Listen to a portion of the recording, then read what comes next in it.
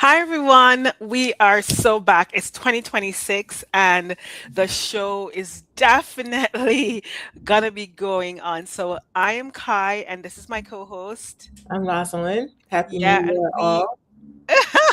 and we are your co-hosts for the wonderful Becoming Magnetic podcast. Last year was the introduction of who we are and what we were about and how it is that we serve you as the audience. We, of course, believe that powerful women deserve to have powerful love lives, and that's what we're all about. So, we are starting this year with a bang. We're talking about straight off the bat what your intentions are. We're not even going to be talking about setting New Year's goals. If you do that, great, fantastic.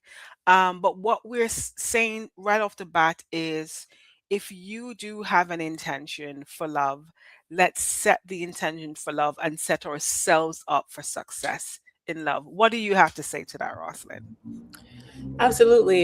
This time of year, everybody's talking about goals and resolutions and so on. And from my perspective, any day, any new day is a good day to revisit our intentions, our aspirations, our desires, and gain more clarity. But since we're in the season of turning the page, right? New year, new calendar, all of it is the perfect time to talk about cultivating our vision of love fulfilled, laying that out and understanding it. Absolutely. And you said that right. Cultivating a vision of love fulfilled is what we want to talk about today.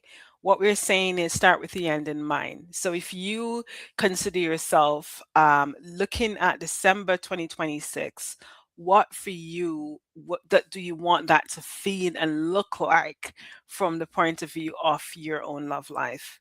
And that's what we're saying. If that's the vision, then what do you actually need to do to fulfill that?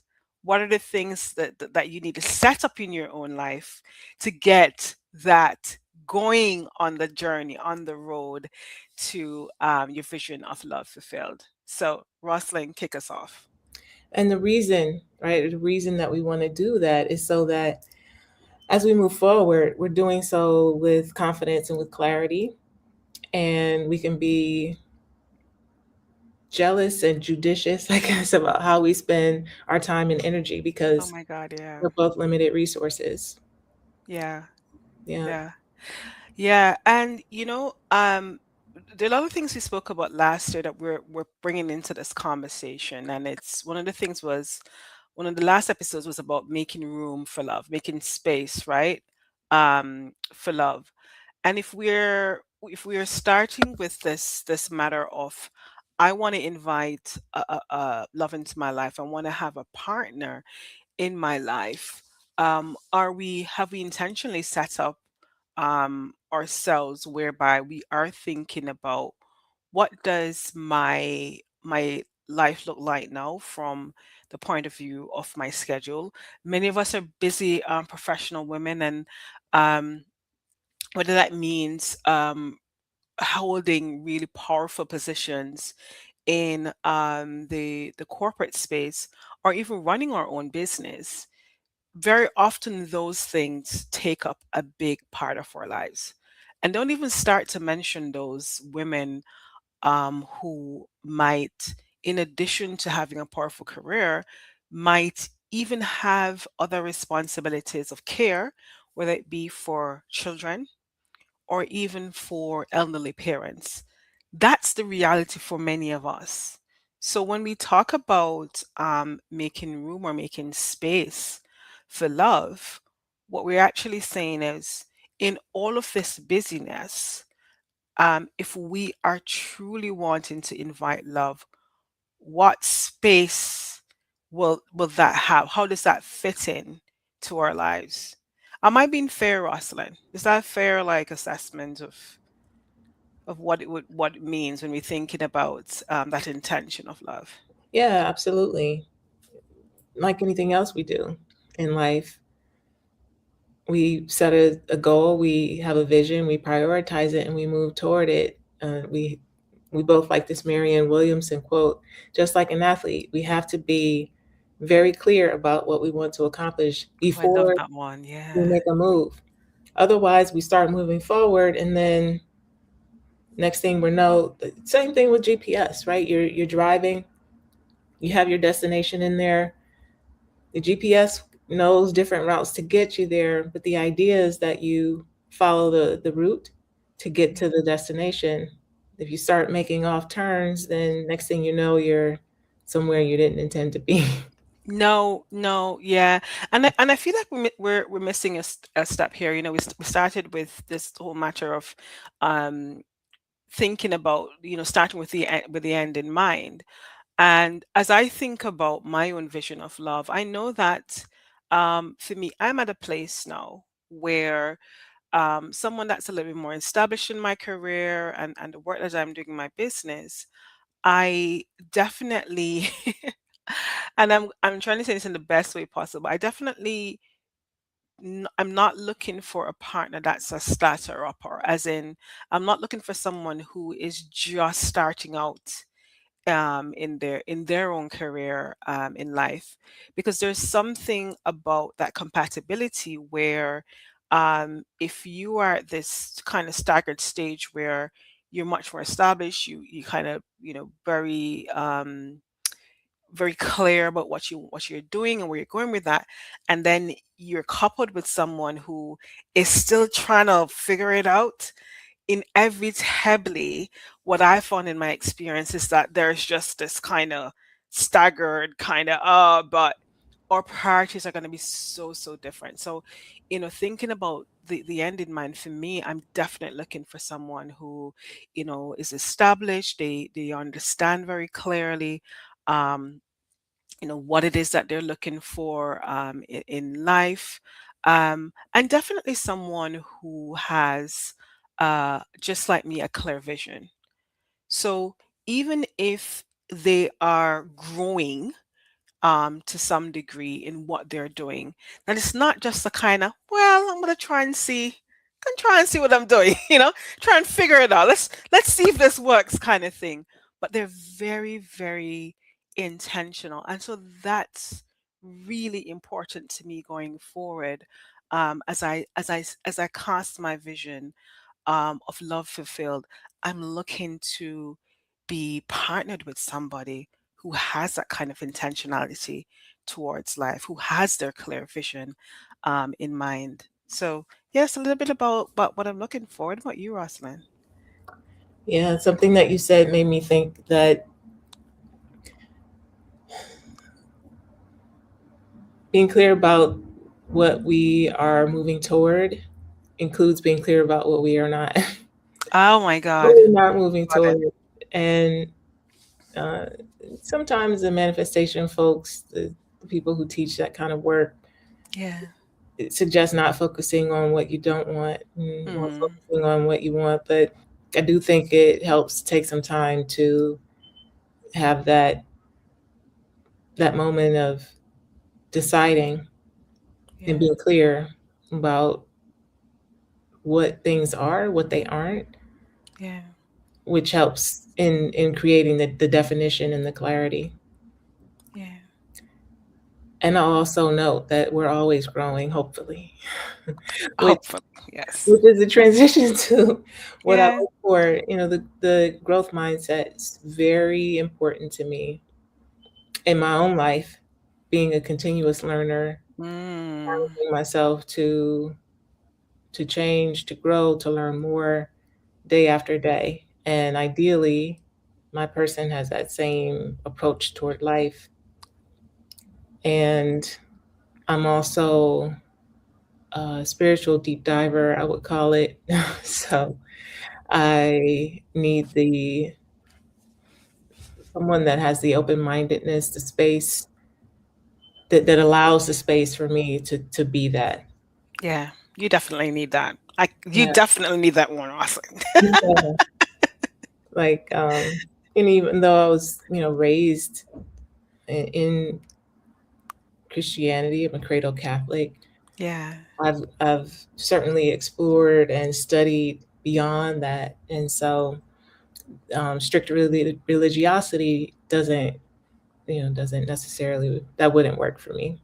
Yeah. And then a global mindset, right? Someone who's a Hmm. global. I consider myself a global citizen. Yeah, yeah. I like Friends. that.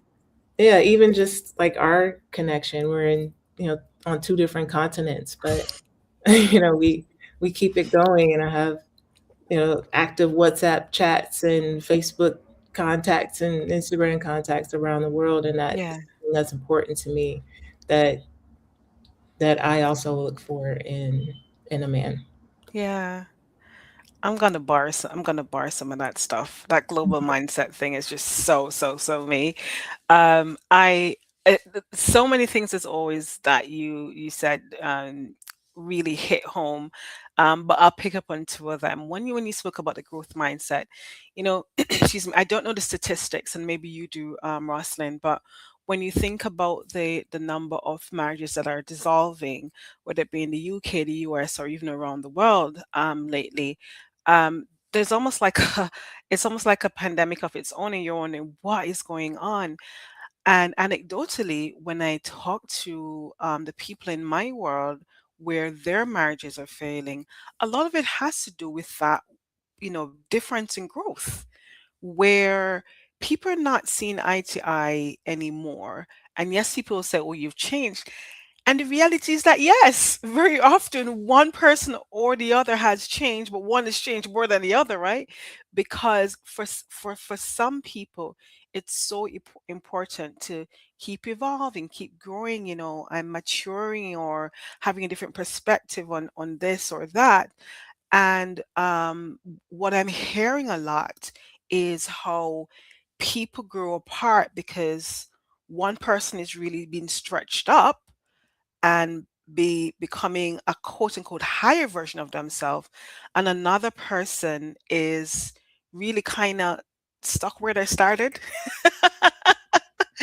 And so it doesn't become a match anymore. So when I hear you, I'm like, yes, yes, yes, I definitely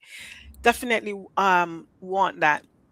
So that's a growth mindset. And of course, as you spoke about the global mindset as well, I'm definitely one who just loves traveling so much and loves meeting people from different places. So I want somebody who equally feels comfortable in a local setting to an international setting as well. So definitely that. But just going back to the growth mindset, um, the other thing, as we're moving along with this conversation and this journey, is we're starting with the end in mind. We have a clear vision. So how are we showing up to back that up? If we're saying we want someone with a global mindset, we want somebody with a growth mindset, it means that we need to be our behavior needs to actually back that up. And I have found myself in recent conversations with potential partners really asking questions that I didn't normally ask because I was too afraid. I was like, nah, it's going to feel like I'm going too deep too quickly. And imagine my surprise when I'm asking simple questions that the person responds to quite easily, quite unbothered, because I realize that both of us are actually mapping out a life of what we think we would like. So I give an example. I remember I was in a conversation with one potential partner, and um, the simple start to that conversation had been around, oh, so um, what is it that you like kind of doing outside of work? Okay, fine. The usual, do this, do that. What do you do in your spare time? Oh, I like to travel. Where have you traveled to? And when we started mapping out where we wanted to go and where we're originally from and where we see ourselves later in life, I actually asked a question. So if you much later in life want to be in X location, where do you see your relationship sitting in that? And it feels like a really odd question to ask so early on. It's like, what? You're not even like thinking about marriage. You're like, And without hesitation, they really started saying, well, this is what I really think it looks like. And, I'm so glad you're asking that because, yeah, it's important. And I was absolutely amazed. And what it said to me is that when you really are clear about what you want, it really becomes even more natural for you to be curious about, you know, understanding where the other person stands without it feeling so forced, you know, or feeling like, oh my God, I'm going to scare them away because I'm asking these deep or serious questions. So, yeah, just a little bit about what's been happening. Well, that's a delightful outcome. I know. Yeah. I was I was re I was really I wouldn't say I was scared. I did not imagine that the conversation would have been what in my head. I didn't go in thinking I'm going to ask that question. But because there was this back and forth that was happening with ease, and every question that I asked, I thought, it's going to be a heavy one now. They're not going to want to answer that one. You know, when they responded without, yes, there's a pause because, naturally you're thinking, right? But there wasn't this like, were you asking me that kind of response? And I was like, wait a minute, I like this. Like, I kind of like this. Yeah. Um, plus, I'd had a conversation earlier with another friend who is on their own journey as well. And we were talking about, just how you show up in different spaces. And I said, listen, I definitely know I need to learn to flirt a little bit more. And one of the things they said is that, hey, even just on their profile, they have been very clear about simple things like, um, please don't bore me with just good morning every day. And I really had such a laugh about it, but I was like, that is such a fantastic thing to say. Yeah. And much needed these days, apparently. No, absolutely. So yeah, just I think setting your vision is one thing. Um, the other thing that we need to really be thinking about is how are your actions backing up that end in mind, that desire that you have, how your actions actually backing that up. Yeah, Um, I have when you started talking about travel, yeah. I was thinking of a conversation I was having with a guy I had just connected with, and we were in initial stages, just having a conversation over the phone. And he was saying that he was interested in traveling, Hmm. but he hadn't been traveling. Oh, okay. And to your point about, you know, clarity, or what we were talking about earlier, clarity giving us confidence to Yeah. really ask pointed questions and have these conversations. I'm like, well, wait a minute. You love to travel, but you haven't been. So what? As I said, I don't think this is a match actually. Because if you wanted to be traveling, then you would be doing it. Yeah. At Yeah. least from in my worldview, the way I approach life, I'm expecting that if there's a desire, then we move toward it, and we do so with a level of urgency, not emergency, right? But we actually move forward and do it. Yeah. So that's an interesting one, admittedly, especially when it comes on to traveling, there could be a myriad of reasons why people don't. So I'm curious to see, in your case, did you ask him why and what was the response? I don't remember if I did or not. The part the I remember he was working, I think, as a chef. Hmm. So I think they have pretty aggressive schedules. Right. Okay. But I don't remember if I asked that question specifically, but that's a good point. Yeah. There's a follow up to that, Yeah. you know, what are the Yeah. reasons behind it? So we're Yeah. not necessarily quick to write people off. Yeah, because you know me, that's the Yeah. And you know what, too? I had somebody who actually, someone approached me, like I was getting something done with tires on my car, and the Yeah. guy was there and approached me. also saying that he was interested in traveling. Right. And, this is in the early stages, his attempt to get me to like give him my number and, try to go out. And he worked at an airport and had not been traveling. And it just didn't add up for me. Yeah, yeah. And listen, that can be fair. You and I have had these conversations with the on air, off air, and my thing is always one. I know we talk about a woman's instinct. The instinct is human, where based on our experience, our knowledge of ourselves and of life, there's some things where instinctively we are like,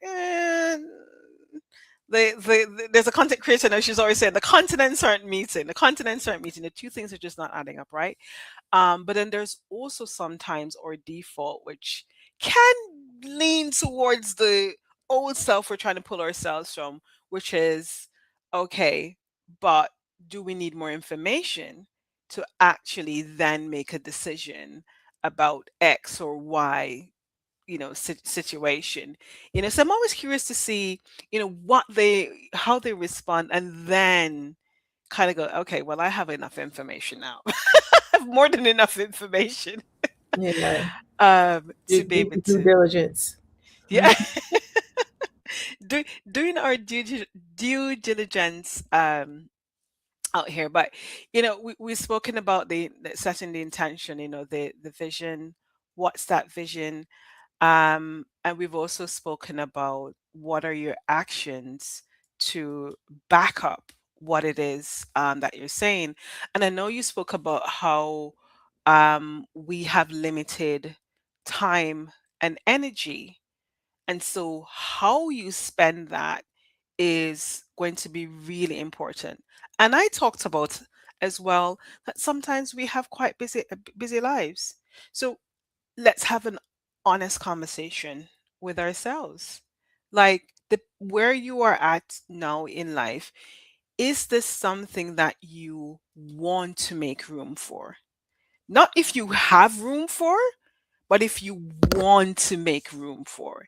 Because if you want to make room for it, it means that we are going to have to start thinking about what adjustments that you need to make the space. Um, and for or past episodes, so this is not me sharing any of private conversations with Rosalind. She shared with us so beautifully how for her there were set dates in her calendar that she was like, these are my date nights. I'm setting up because I know that on these particular days of the week, it's either a lighter schedule or I'm going to do an activity before or after that will just make it so much easier for me anyway. And so, what are the things that you need to do, right? If you're setting this intention and saying, I know I'm a busy professional woman, my business is going hard, my career is going hard, I probably have a busy life at home as well, but I want to show up for me in this space. And so there I'm creating it. So as always, we're not going to be leaving you with just a good chat, good smile, and that's it. We're going to leave you with something, a tool, something that you can do, right? To set yourself up. So I'm going to hand over to my lovely co-host, Rosalind, who's going to be leading us into what we can actually do as we are cultivating that vision of love and starting with the end in mind. What can we do, Rosalind? So this exercise, we'd like you to take some time to sit quietly and actually write down with pen and paper, not a notes, not typing, but actually get your, the kinesthetic aspect involved. Write it Right. down. 3 non-negotiables for your vision of love.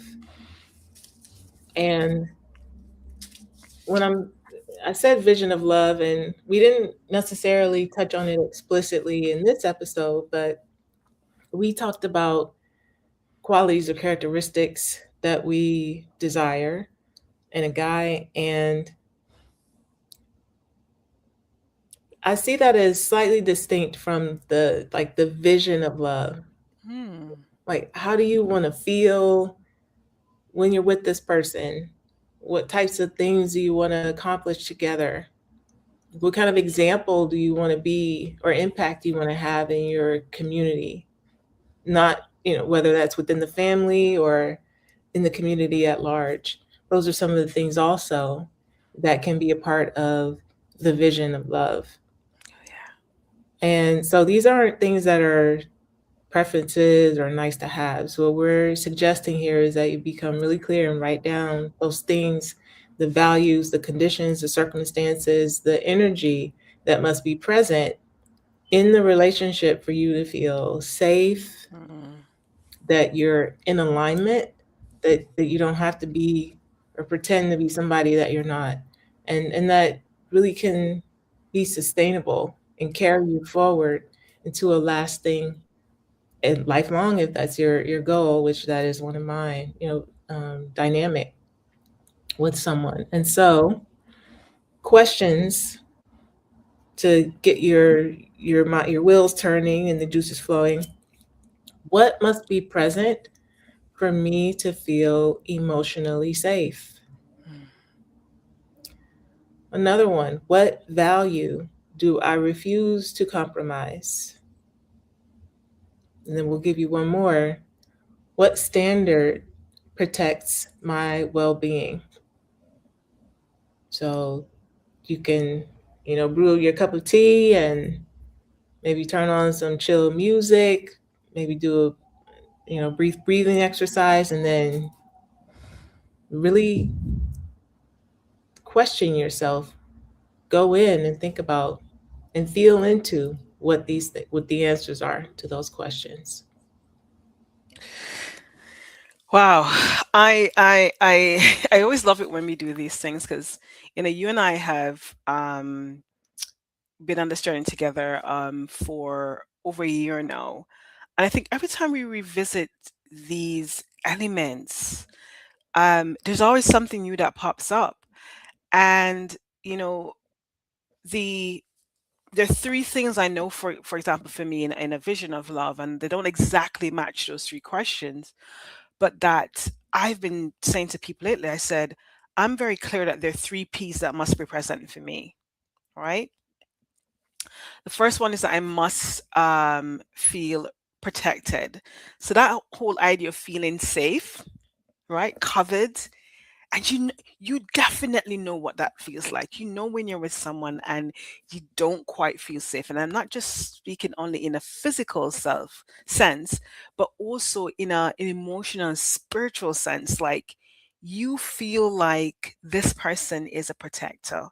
So even if there is hurt that comes up, because we're all fallible, things will come up, it's not their intention to, and there's always a way back. There's always, something at the heart of it.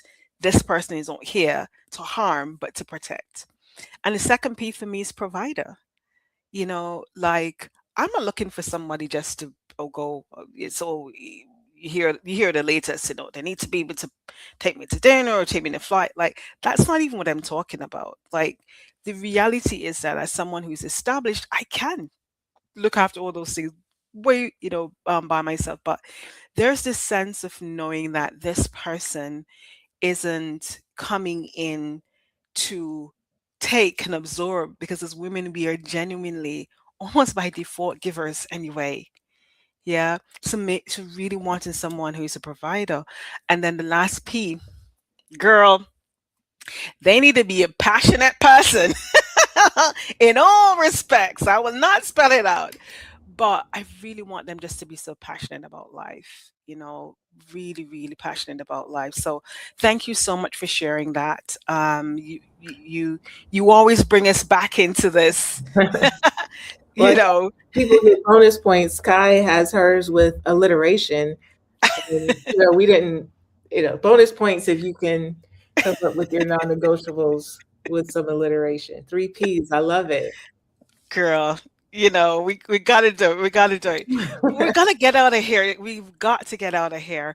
We're not gonna keep you. Hopefully, you've really enjoyed another fab episode with us. And if you want to keep the conversation going, you know what? It is your sign. It's time to join the Becoming Magnetic community. So, just down in the show notes, there's a link to the community. And guess what? There's also a link to join Rossalyn's, my wonderful co host, YouTube channel.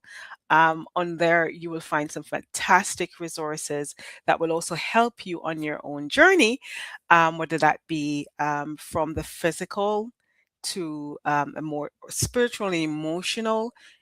It's all there and it's free, right, Rosalind? That's right, on YouTube. Free on YouTube. So we're going to get out of here. We want to thank you for joining us today. We hope that you will take this seriously, really setting your intention. And we want to hear from you as well. So right there, you can join the community. You can drop in the comments as well. What do you think? What did you decide are your three responses to the question? You don't have to tell the whole world your business, but maybe share with us a little bit of what you're thinking. I've already shared my three P's. Um, but for now, thank you again for joining us. We really wish you a most wonderful year ahead. And here's to becoming even more magnetic, magnetic to love, magnetic to success in every aspect of your life. I I'm receive it. Kai. That's right. I'm And Kai, and this has been my co host Rosalind. on the Becoming Magnetic podcast. We'll see you next time. Bye for now.